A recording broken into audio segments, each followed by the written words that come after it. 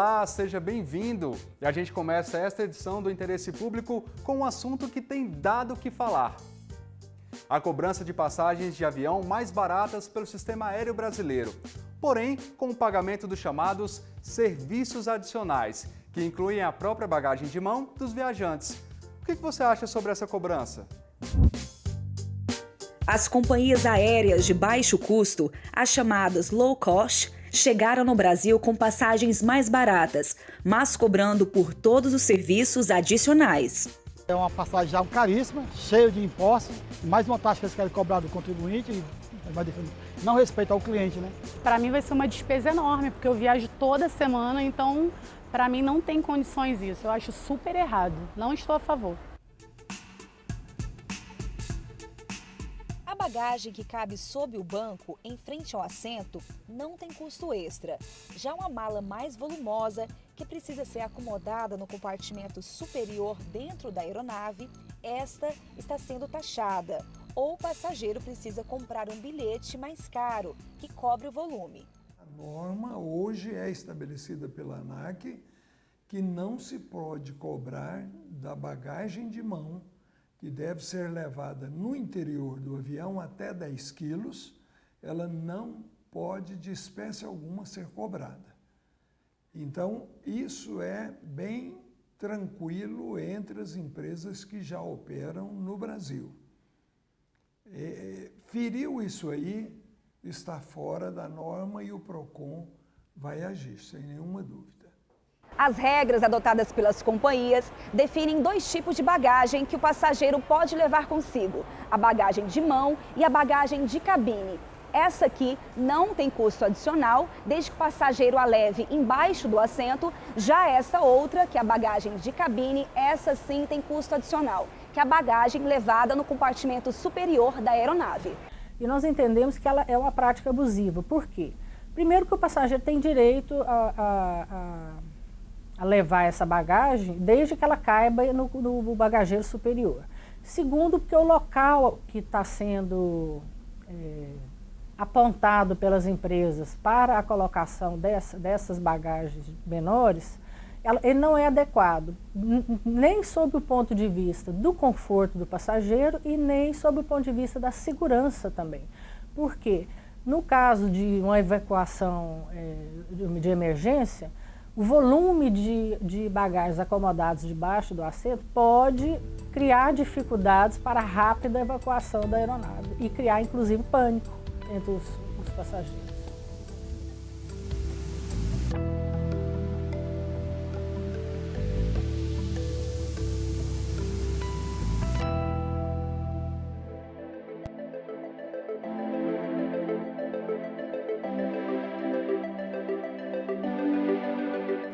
E ainda nesta edição... O Gabinete Integrado conta com membros focalizadores em todos os estados. Na prática, significa que um representante do Ministério Público Federal, um promotor de justiça e um representante do Ministério Público do Trabalho atuam de forma articulada junto aos órgãos do Executivo, principalmente as secretarias municipais e estaduais de saúde. Todos sabem que para enfrentar uma epidemia é preciso que haja a centralização dos órgãos dirigentes para que não se perca neste enfrentamento o foco maior. Estamos conseguindo levar para os estados a programação do trabalho para que os promotores de justiça, os procuradores da República possam acompanhar nos estados essa distribuição. Nada mais importante para a condução de uma epidemia do que a informação.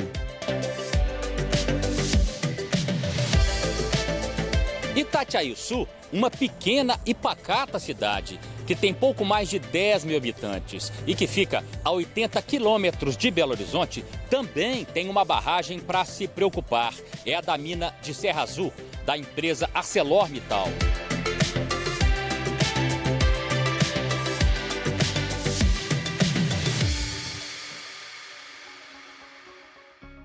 Agora sobre educação.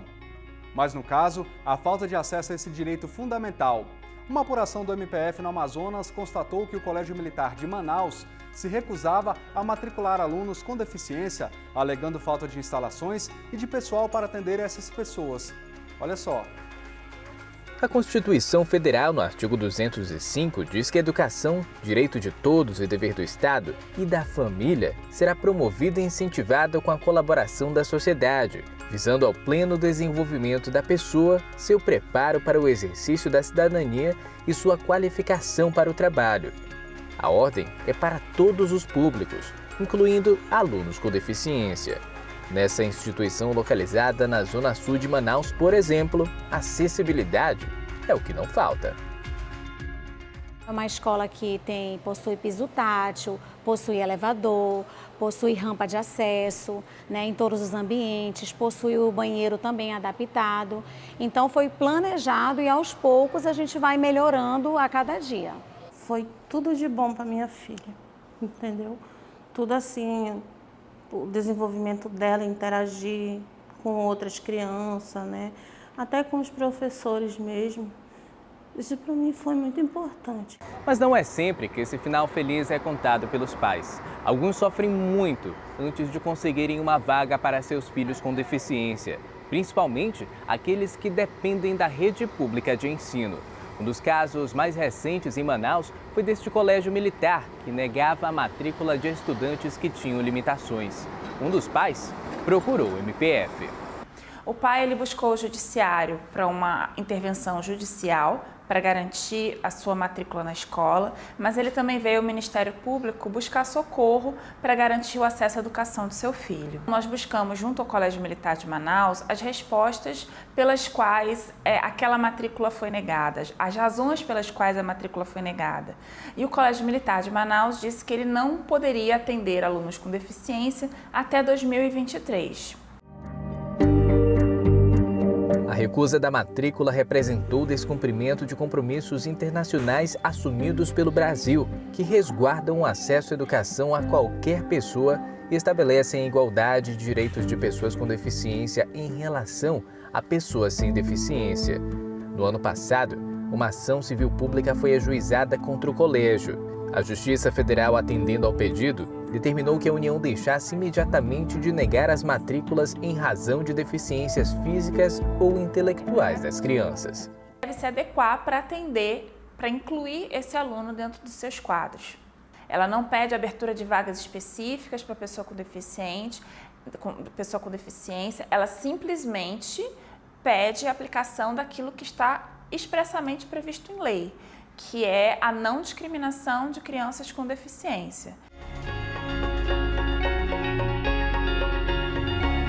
Para elas, para as crianças atípicas, é muito importante estar inserido na sala regular, porque elas aprendem muito por imitação também. Criança aprende por imitação, né? Então, elas vão ver as crianças típicas, né, ditas normais, e vão começar a copiar algumas coisas, alguns gestos, e por isso vai ser melhor o desenvolvimento dela. O MPF continua acompanhando a situação.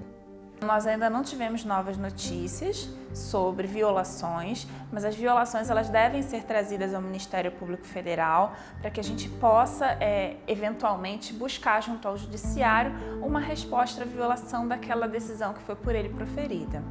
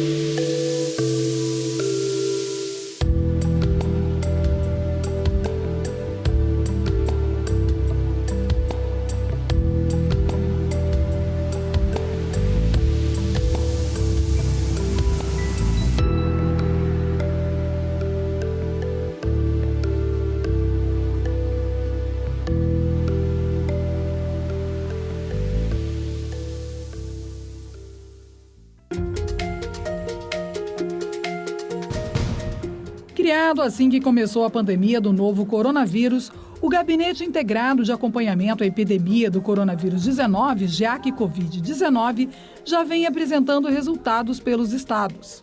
Evidentemente que nós não vamos ter solução para apresentar, olha, aqui tem testes para todos, mas nós pelo menos estamos conseguindo levar para os estados a programação do trabalho para que os promotores de justiça, os procuradores da República possam acompanhar nos estados essa distribuição dos testes, das EPIs, que é uma situação muito difícil, porque o Brasil não tem disponível imediatamente para todos, mas tem uma programação de entrega e essa programação tem nos sido apresentada e nós estamos passando para os colegas nos estados.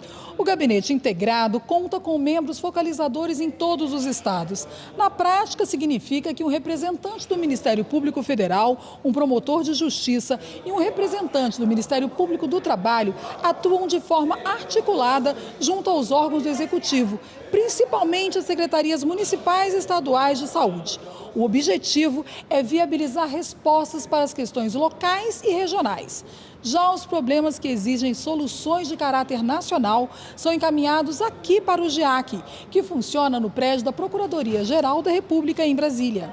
Todos sabem que para enfrentar uma epidemia é preciso que haja a centralização dos órgãos dirigentes para que não se perca neste enfrentamento o foco maior, que é a disseminação de um determinado fenômeno biológico, no particular o Covid-19, que não oferece uma lógica capaz de ser preventivamente admitida, mas que exige uma pronta atuação. Por isso é que os nossos sistemas de saúde, como o SUS, que age de regra descentralizado e se encontra atuante em todos os municípios do Brasil, não pode manter esta forma de gestão para enfrentar uma pandemia. Sabendo que o acesso à informação de qualidade é essencial no combate à pandemia do coronavírus e que só assim as pessoas podem saber quais providências devem tomar para ficar em segurança, o GEAC Covid-19 tem atuado também com essa preocupação. Nada mais importante para a condução de uma epidemia do que a informação. Claro, nós precisamos ter uma autoridade sanitária firme, que seja o timoneiro, que conduza a travessia do processo de epidemia, mas basicamente, tanto a autoridade sanitária quanto toda a estrutura de manejo da questão da epidemia, como a própria sociedade, demandam basicamente de informação rápida, de informação transparente. E isso é uma questão estratégica não só para o governo, nos parece, mas é uma questão estratégica também para o Ministério Público. E o papel do GEAC, em grande medida, é ser esse veículo de informação, de fazer transitar a informação entre os membros do Ministério Público, aquele membro que está lá na ponta atuando, e os gestores, as questões das informações mais centralizadas. E algumas atitudes simples podem ajudar a distinguir informação da desinformação. Dê preferência a fontes oficiais. Sites dos órgãos públicos envolvidos no combate ao coronavírus são as melhores fontes de informação no momento. Busque matérias jornalísticas de qualidade. Verifique a data da informação. Nas redes sociais, às vezes informações antigas são compartilhadas como atuais. Assim, sempre observe a data para garantir que o dado é atualizado. Não compartilhe conteúdo duvidoso. Antes de compartilhar qualquer informação, confira a veracidade dos dados. Também vale checar se a notícia saiu em algum site ou veículo de imprensa.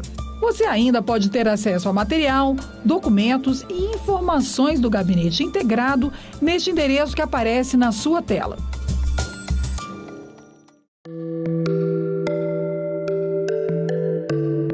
E para ter acesso aos documentos elaborados pelos membros do GEAC Covid-19 e outros órgãos, a Secretaria de Tecnologia da Informação do MPF criou o Sistema Colaborativo de Busca Aptos Covid-19. Aqui é possível consultar ofícios, notas técnicas, publicações, boletins, materiais publicitários.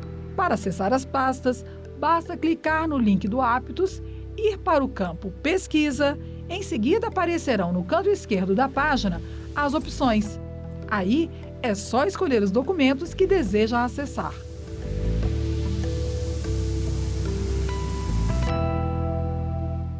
E o Interesse Público conversou com o coordenador da terceira Câmara do MPF, que tem atuado para garantir os direitos do consumidor em meio à pandemia.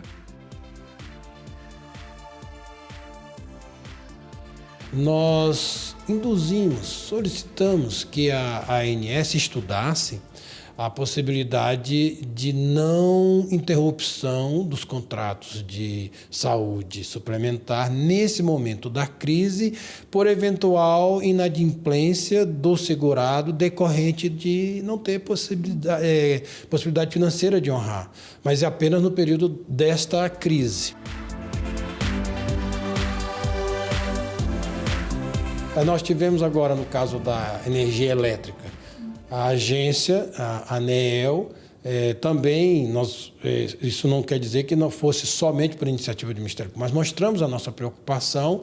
Isso já a própria agência nos informou que estavam estudando a solução, por exemplo, de não haver corte de energia no período da crise. Então, interagimos com ela, levamos nossas ponderações, isso aconteceu.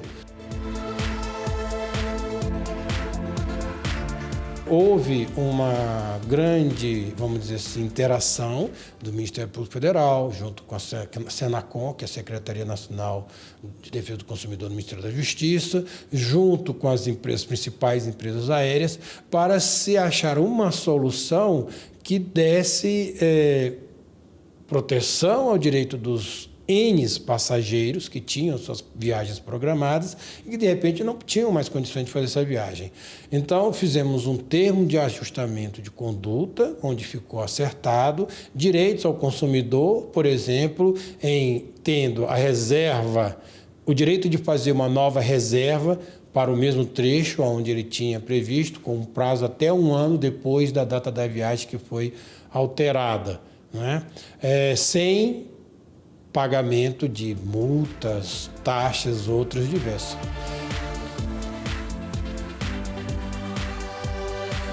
Está a previsão onde as empresas aéreas assumem o compromisso de interagir com o Ministério das Relações Exteriores para cooperar na identificação desses passageiros que não puderam vir por fechamento de fronteira, vários países fecharam fronteiras, e ajudar esses passageiros a regressarem ao Brasil. Uma nota técnica cuidando de orientação sobre o combate à persecução, ao abuso de preço nesse momento de crise. Há um planejamento para atendimento a toda a região norte, aquilo que não puder ser levado em aviões de carreira serão levados nos aviões da Força Aérea Brasileira. Nas cidades polos, eles serão remanejados para serem distribuídos pelos recursos que houverem de transporte, por barcos, por caminhões. Então, há uma preocupação séria e de planejamento para atendimento à região norte.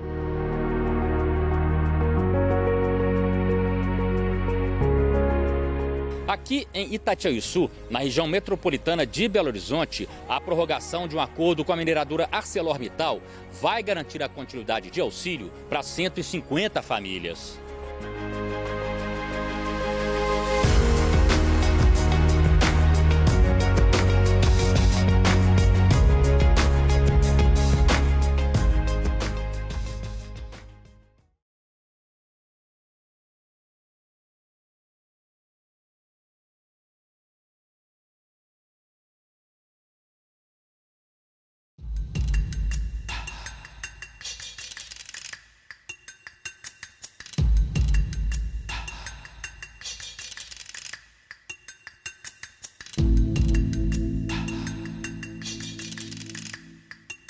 As tragédias de Mariana e de Brumadinho, que mataram mais de 300 pessoas e provocaram a maior devastação ambiental do país, ligaram alerta para a situação de várias outras barragens de rejeitos de mineração em Minas Gerais. O risco é grande.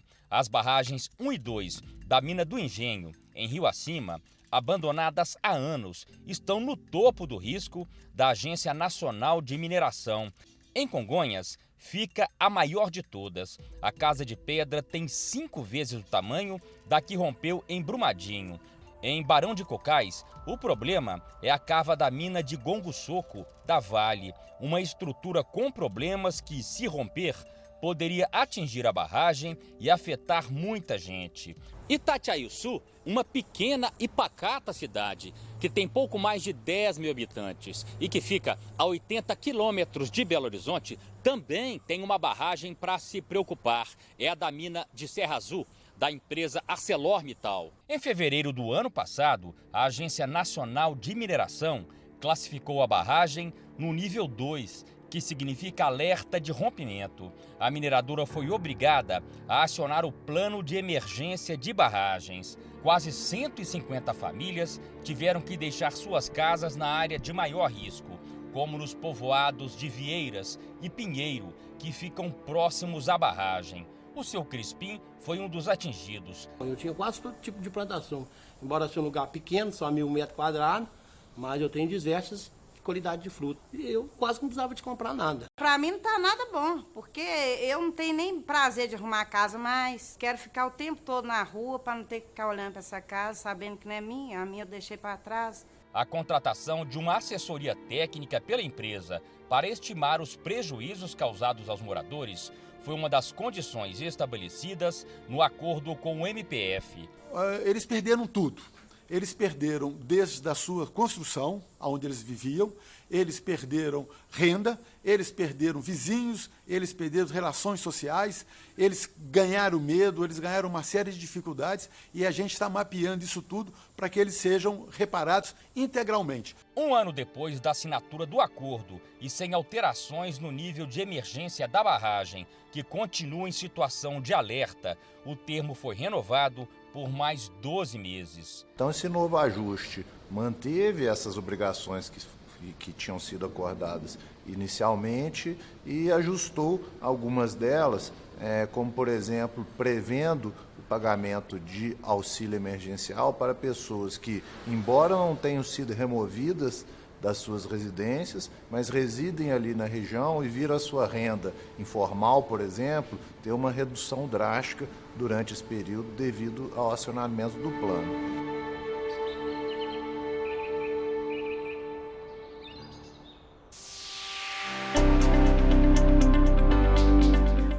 Começa agora o Redação MPF. E devido às medidas para conter a transmissão do coronavírus, nós estamos gravando essa edição em um ambiente aberto.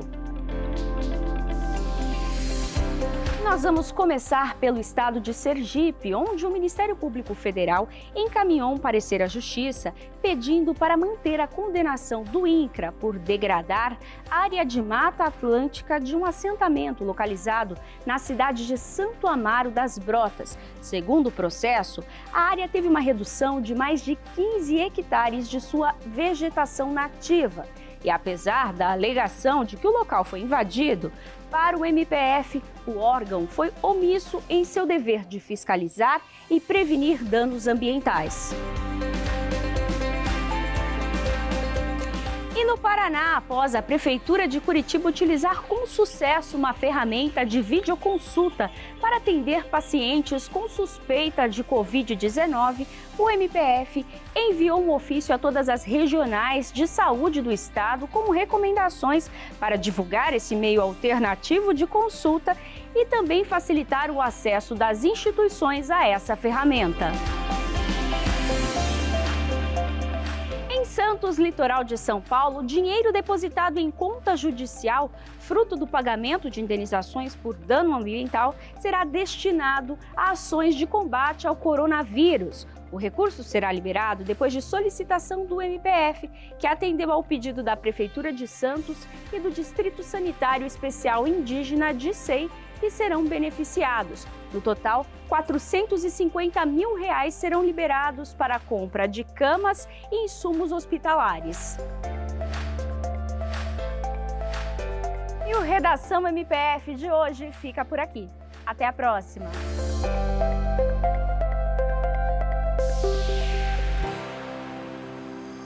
Eu te espero no próximo IP. Obrigado pela sua companhia e até lá. Tchau!